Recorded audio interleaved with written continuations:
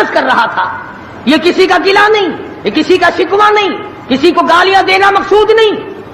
اگر اتنی بات کہہ دوں تو کوئی بیجا نہ ہوگا کہ حرف آئے نہ کہیں، حرف آئے نہ کہیں ان کی مسیحائی پر، حرف آئے نہ کہیں ان کی مسیحائی پر.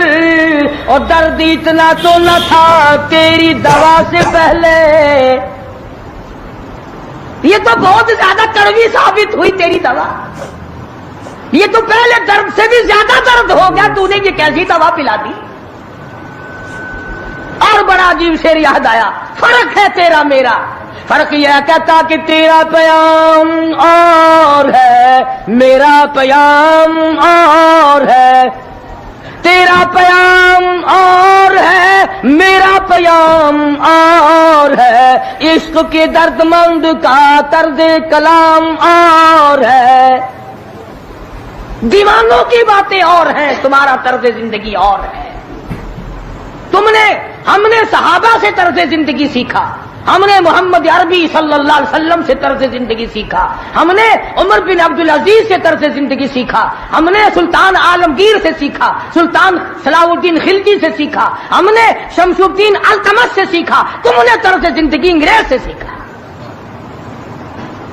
کب تک انگریز کے ترقی کے وارث بنو گے؟ انگریز کا لعنتی قانون کیوں پیارا لگتا ہے؟ وہی رسم و رواج، وہی طریقہ کار، کچھ کم تو ہوگی، ورنہ اب بھی کئی لوگ گلے میں پھانسی لٹکا کے چلتے ہیں اور فخریہ انداز میں چلتے ہیں کہ میرے گلے میں پھانسی لٹکی ہوئی ہے. جو لباس یہودی کا ہے، جو لباس ایک عیسائی کافر کا ہے، وہ مسلمان کے لیے زیب نہیں، کامیابی کا ضامن نہیں ہو سکتا. 4 دن نماز کا مذاق اڑایا گیا تھا 2 سال پہلے، دفتروں میں صفیں بچھی، لوٹے آئے، یار لوگ اٹھ کے چائے کے لیے جانے لگ گئے. ارے بھی آؤ نا نماز پڑھو. انہوں نے کہا یار تم پڑھو، ہم ابھی آتے ہیں. 4 دن کی نماز، ورنہ قوم کی اقتصادی حالت، قوم کی اخلاقی حالت اور قوم کی نمازی حالت اگر ٹھیک ہو تو بزرگوں نے لکھا ہے کہ اس قوم کو کوئی نیچا دکھا ہی نہیں سکتا. 3 چیزیں پیدا کرو، قوم کی نمازی حالت سدھارو، قوم کی اخلاقی حالت سدھارو، قوم کی اقتصادی حالت سدھارو. اس قوم کو کوئی نیچا نہیں کر سکتا. جس قوم کے ہاتھ میں تلوار ہو اور سینے میں قرآن ہو اور بازو میں جان ہو، اس قوم کو کوئی نیچا نہیں کر سکتا.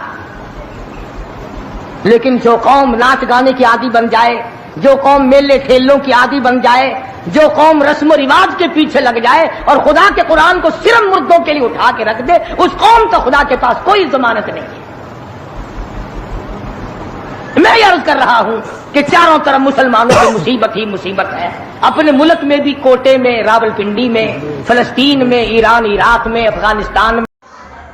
السلام علیکم ورحمۃ اللہ وبرکاتہ. دوستو ایک بار پھر حاضر ہیں آپ کی خدمت میں قاری حنیف ملتانی صاحب کا بے حد ہی اہم اور خاص بیان لے کر.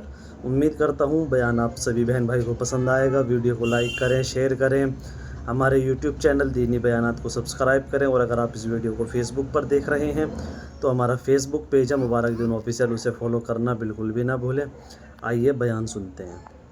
سری لنکا میں چاروں طرف مسلمانوں پر عذاب آیا ہوا ہے، تو ہمیں اللہ میاں سے ڈرنا چاہیے، ہمیں خوف کھانا چاہیے، ہمیں دعا مانگنی چاہیے، ہمیں سجدے میں پڑھ کے رونا چاہیے، ہمیں جھنڈیاں لگا کر ناچ نہیں کرنا چاہیے. اور جو ایسا کرتے ہیں وہ غلط ہے، جو کراتے ہیں وہ بھی غلط ہے. ہم اس بات میں کسی سے نہیں ڈرا کرتے. حکومت کرے، حکومت کرائے، چھوٹے یونین کرائے، ایم ڈی اے کمیٹی کوئی بھی کرائے، اس وقت میں یہ حرکت بالکل غلط. تم کو سکھایا کسی نے ہے یہ کہ قوم کو کھیل تیشے میں، کھیل تماشے میں پھنسا کر اپنا الو سیدھا کرنا چاہتے ہو؟ قوم کی نمازی حالت کو بہتر بناؤ، قوم کی اقتصادی حالت بہتر بناؤ، قوم کی اخلاقی حالت بہتر بناؤ، قوم کو سمجھاؤ کہ بہو بیٹی کی عزت ایک ہے، بہن بیٹی کی عزت ایک ہے، تم سب کی بہن ایک ہے، تم سب کی عزت اور آبرو ایک ہے، تمہارا خدا ایک ہے، تمہارا نبی ایک ہے، تمہارا کعبہ ایک ہے، تمہاری دلی اللہ پاک نے جنت ایک بنائی ہے اور ایک ایمان کا رستہ بنایا ہے۔ کسی سے دھوکہ کرنا، کسی سے فریب کرنا، کسی سے دغا بازی کرنا، لوٹ کھسوٹ میں چاہنا، یہ طریقہ بالکل غلط ہے، اور فضول اور عبث اور ضائع کرنا۔ ویسے کہتے ہیں غریب ملک ہے، غریب ملک ہے جی، غریب ملک، کروڑوں روپیہ غریب ملک کے پاس کہاں سے آ جاتا ہے ضائع کرنے کے لیے؟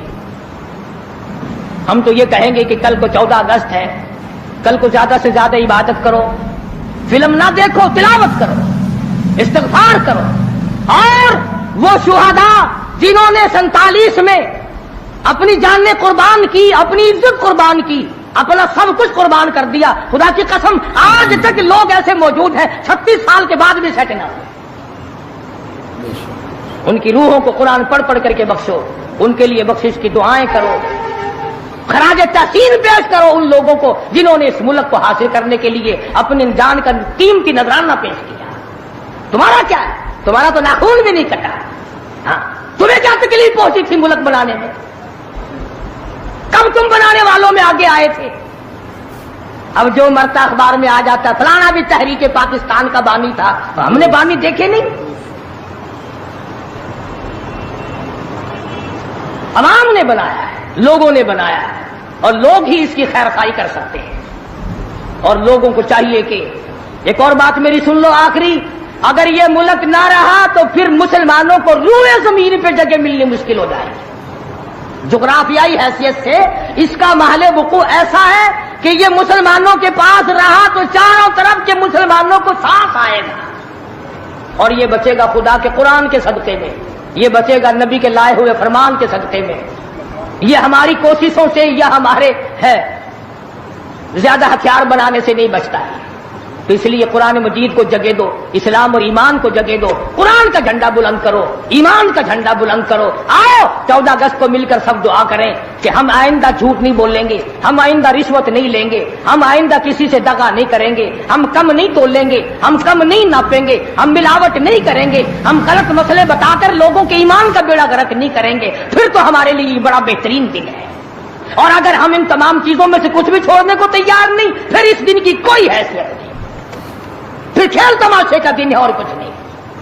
خدا بند عالم نے صاف لفظوں میں فرما دیا کہ ان یترکوا ان یقولوا آمنا، کہ صرف اتنا کہنے پر نجات نہیں ہے کہ اے خدا ہم تیرے ماننے والے ہیں، بلکہ اس کہنے کے بعد اس کے پورے فرمان کو ماننا پڑے گا۔ شکل حضور کے فرمان کے مطابق نبی کی شکل کے ساتھ شکل ملانی پڑے گی، نبی کے لباس کے ساتھ لباس ملانا پڑے گا، نبی کے لائے ہوئے قرآن کو دل و دماغ میں، گھر معاشرے میں، محلے اور کچہری میں جگہ دینی پڑے گی۔ یہ کوئی طریقہ نہیں کہ آپ کے پیچھے سارے کام یہودیوں والے، عیسائیوں والے، جب کوئی مر جائے تو سارے مسلمان لاؤ قرآن پڑھو، قرآن پڑھو، قرآن پڑھو۔ تو قرآن بھی کہتا تو ہوگا کہ مرے بغیر میرا بھی کہیں ٹھکانہ ہی نہیں، جب کوئی مر جائے تو پھر راستہ ملتا ہے۔ تو ایسی صورت میں ہم مسلمانوں کو بڑا سوچ کے چلنا چاہیے۔ مسلمانوں اپنی تاریخ پڑھا کرو، احمد شاہ ابدالی کی تاریخ پڑھو، شہدائے بالاکوٹ کی تاریخ پڑھو، مغلیہ خاندان کے بہادروں کی تاریخ پڑھو کہ وہ کیسے لوگ تھے، عمر بن عبدالعزیز کی تاریخ پڑھو، سیدنا خالد بن ولید کی تاریخ پڑھو، سیدنا امام حسین رضی اللہ تعالیٰ عنہ کی تاریخ پڑھو، حضرت علی رضی اللہ تعالیٰ عنہ کی تاریخ پڑھو۔ ہمارے جو اسلاف تھے وہ بہت کچھ تھے، اور خدا کی قسم دنیا نے ان کو مانا ہے۔ تم بھی مان جاؤ کامیاب ہو جاؤ گے۔ پوری دنیا نے ان کو، جنہوں نے ان کی اقتدا نہیں کی انہوں نے بھی مانا کہ صحیح یہ تھے، ہم غلطی پہ تھے۔ تو اگر ہم مان لیں گے تو الحمدللہ ہم کو بھی اللہ پاک کامیاب فرما دیں گے۔ تو میں نے یہ کچھ بغیر تیاری کے عرض کر دیا۔ جن لوگوں کو زیادہ شوق ہو 14 اگست کی کیسٹ سننے کا، پچھلے سال میں نے بہت کچھ بیان کر دیا تھا، یہاں بچوں کے پاس باہر 14 اگست کی کیسٹ بھی میں نے بھی پوچھا تھا۔ جس کو زیادہ شوق ہو 14 اگست کی کیسٹ سننے کا وہ یہاں باہر سے لیتا جائے اور سوچ لے اور سمجھ لے اور یاد کر لے کہ پاکستان کیسے بنا، کن لوگوں نے بنایا، کون لوگ تھے بنانے والے۔ پاکستان بنانے والے یہ نہیں، جن کے سروں پہ ٹوپ رکھے ہوئے ہیں یہ کہاں تھے بنانے والے؟ یہ جو آکڑے ہوئے پجامے پہننے پھرتے ہیں انہوں نے کب بنایا؟ ہم تمام کے تمام لوگ جب اللہ پاک کی حضور میں دعا کریں گے اللہ پاک مسلمان کی سنتا ہے. تو 14 اگست کی شوق والے کیسٹ والے لوگ لے جائیں اور آخری جمعے کی الوداعی موت کا منظر جو کیسٹ ہے وہ بیوی بچوں کو اور گھروں میں اور رشتہ داروں اور عزیز و اقربا کو بڑی بہترین ہے. اللہ پاک ہدایت کے اسباب پیدا کر دے. اگر تیری کوشش سے ایک بیٹی کو نماز کی توفیق ہو گئی خدا کی قسم کروڑوں روپیہ مل جائے تو اتنا کامیاب نہیں ہوتا. کیا جل گیا؟ اللہ تبارک و تعالی ہم سب کا حامی و ناصر ہو اور ساری مسلمان قوم کا پوری دنیا میں نگہبان اور محافظ بن جائے. وآخر دعوان الحمدللہ رب العالمین. اللهم صل وسلم وبارك على سيدنا مولانا محمد النبي الأمي الهاشمي وعلى آله وصحابه برة الكرام. پروردگار عالم پاکستان کو صحیح معنوں میں پاکستان بنا. الہ العالمین اس ملک کو استحکام نصیب فرما. یا اللہ پاکستان کو پائیدار اور مضبوط بنا. یا اللہ اس ملک میں خدائی نظام جاری فرما. یا اللہ قرآن مجید کا نظام جاری فرما. محمد کریم صلی اللہ علیہ وسلم کا لایا ہوا نظام جاری ساری فرما. یا اللہ انگریز کے کالے قانون کو مٹا, کفریہ نظام کو مٹا. یا اللہ جو اس راہ میں رکاوٹ بنتے ہیں, قرآن نہیں آنے دیتے, انگریز کے قانون کو چلایا چاہتے ہیں, ان کو ہدایت عطا فرما. ان کے مقدر میں اگر ہدایت نہیں تو ایسے لوگوں سے پاکستان کی زمین کو پاک فرما دے. الہ العالمین پاکستان کو چوروں سے بچا, رشوت خاروں سے بچا. یا اللہ جو پاکستان کو تباہ کرنا چاہتے ہیں تو ان کو برباد کر دے. یا اللہ پوری دنیا کے مسلمانوں کی غیب سے نصرت فرما. یا اللہ فلسطین کے مسلمانوں کی غیب سے اعانت فرما. یا اللہ وہ مظلوم مسلمان ہر طرف سے گھرے ہوئے پریشان ہیں, خداوندہ رحم فرما, ان سب پہ کرم فرما. افغانستان کے مجاہدین کو کامیاب فرما. یا اللہ یہ ایران عراق جھگڑا مسلمانوں کا آپس میں خامخواہ اٹھا ہوا, ان کو ہدایت عطا فرما, ان کو سمجھ عطا فرما. یا اللہ پوری دنیا کے مسلمانوں کی جان مال عزت آبرو اور ایمان کی حفاظت فرما. یا اللہ سب بیماروں کو شفا عطا فرما. کئیوں نے کہا جو بستیوں میں قریب قریب بیمار ہیں یا اللہ سب کو شفا عطا فرما. دور کے نزدیک کے جتنے بھی ہیں, ایک ساتھی نے بتایا کہ 10 مہینے کی بچی 2 مہینے سے بیمار ہے, اللہ پاک اپنے خزانے سے صحت عطا فرمائے, سب کے دکھ دردوں کو دور فرما. یا اللہ ناچ گانے سے بچا, رسم و رواج سے بچا, رقص و سرود کی محفلوں سے بچا, میلوں ٹھیلوں سے بچا. یا اللہ ہمیں قرآن اور درود شریف کی توفیق عطا فرما, کلمے اور استغفار کی توفیق عطا فرما. یا اللہ ہمیں عیسائیوں اور یہودیوں کے نظام سے بچا, ہمیں محمدی نظام عطا فرما. یا اللہ مرتے وقت کلمے اور ایمان کی دولت عطا فرما. یا اللہ کوٹے اور پنڈی میں جو ہمارے بھائی پریشان ان کی پریشانیوں کو دور فرما, ان کی تکلیفوں کو دور فرما. یا اللہ رحم کا معاملہ فرما, کرم اور فضل کا معاملہ فرما. الہ العالمین تمام مسلمانوں کے کاروباری حالت کو اچھا کر دے. یا اللہ سب کے روزے رزق میں برکت عطا فرما, وسعت عطا فرما. یا مدینہ منورہ میں کیا حال بنا ہوگا, سارے عرب میں مسلمانوں میں دینداروں میں صحابہ کرام میں خبر پھیل گئی. کالی کملی والے نے اس دنیا کو جواب دے دیا اور یہ ثابت کر دیا آدم صفی اللہ نہ رہے, موسیٰ کلیم اللہ نہ رہے, اور ہم کیا رہیں گے جب رسول خدا نہ رہے. جب دنیا انہوں نے چھوڑ دی تو کون ہے جو یہاں بیٹھا رہے گا. سبحان اللہ. سیدنا فاروق اعظم رضی اللہ تعالیٰ عنہ جیسے بہادر فرمانے لگے جو یوں کہے گا میرے نبی فوت ہو گئے میں اس کی گردن اتار ماروں گا. میرا نبی فوت نہیں ہو سکتا, میرا نبی دنیا سے نہیں جا سکتا, میرا نبی ہمیشہ ہمیشہ کے لیے رہے گا. لیکن جناب ابو بکر صدیق نے قرآن کریم کی آیت سنا کر کے سمجھایا, فرمایا وما محمد الا رسول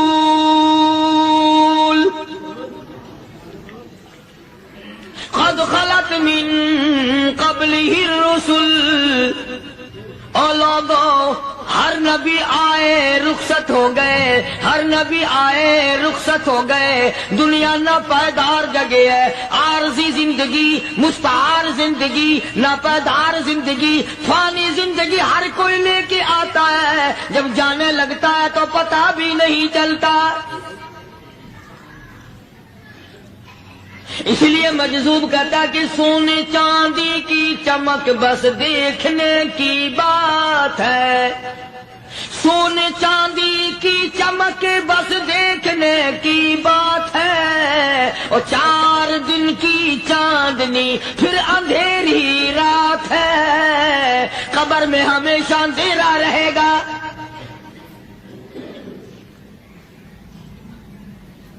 صحابہ اکرام نے وہ صدمہ دیکھا، وہ پریشانی دیکھی، کائنات میں کسی نے نہیں دیکھی. کسی نے بیوی کے مرنے کا صدمہ اٹھایا ہوگا، کسی نے جوان بیٹے کی موت کا صدمہ دیکھا ہوگا، کسی نے امی کے مرنے کا صدمہ دیکھا ہوگا، کسی نے ابا کے مرنے کا صدمہ دیکھا ہوگا. خدا کی قسم بلال سے جا کے پوچھو، جب کالی کملی والے کا تجھے دیدار نہ ملا تیرا کیا حال بنا.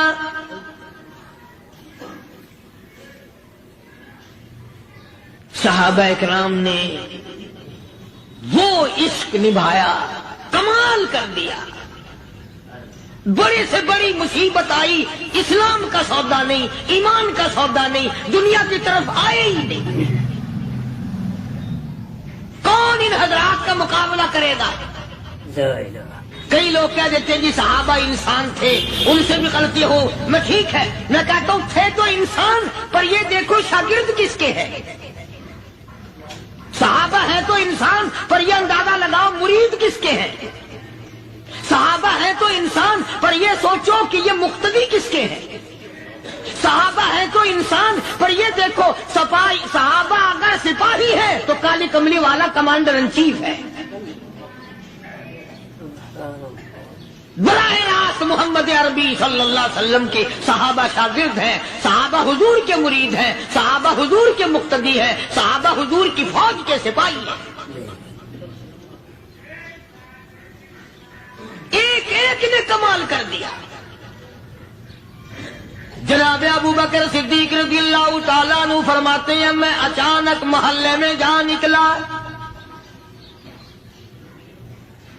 ابو بکر کہتا میری یہ عادت تھی، شروع میں جو اسلام آیا مکے میں، چودھری مارتے ہیں، رئیس مارتے ہیں، سردار مارتے ہیں، کمزوروں کو مارتے ہیں. جو کلمہ پڑھتا تھا پہاڑ ٹوٹ جاتے تھے. پیر پکڑ کر مکی کی گلیوں میں گھسیٹا جاتا تھا، چمڑا ادھڑ جاتا تھا. آج یہ بات کرنا بڑا آسان ہے. تبلیغی ساتھی سفر کرتے ہیں، تکلیف اٹھاتے ہیں، اگر جی جاؤ کافروں کو کلمہ سکھا کے آؤ. اور کلمہ تو تیرے پلے نہیں تو کافروں کو تو پھر پہنچائیں گے نا. 80 سال کی عمر ہے، کلمہ صحیح نہیں آتا. قبر بالکل سر پہ ہے، موت سر پہ ہے، قبر سامنے ہے، پھر بھی کلمہ نہیں آتا. اور میں تو کئی مرتبہ کہا کرتا ہوں کہ یہ بھی فکر کیا کرو کہ اس نبی کی ذات پر تم درود پاک پڑھتے ہو صلی اللہ علیہ وسلم، جس کی ذات پہ خود خدا درود بھیجتا ہے، فرشتے بھیجتے ہیں. ہزاروں بار مجھ کو عنبر سے منہ دھو کر کے اگر درود پڑھو تو ڈرنا چاہیے بے ادبی نہ ہو جائے. تو غلط ہو درود پڑھتا ہے نبی کی ذات پہ.